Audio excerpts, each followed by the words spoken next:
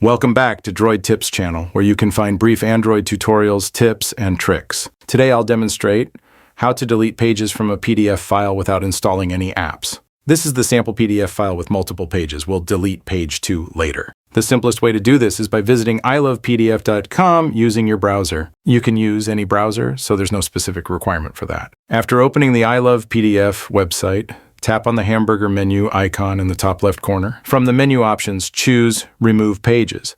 Upload your PDF file by selecting the Select PDF File button. Once the file is uploaded, tap on the pages you want to remove. You can delete one or multiple pages at once, and they don't need to be consecutive. After selecting the pages to delete, press the Remove Pages button located at the bottom right corner. The process usually takes just a few seconds unless your PDF file is very large. Finally, download the updated PDF with the pages removed. You can track the download progress in the notification bar. Open your file manager to see the result.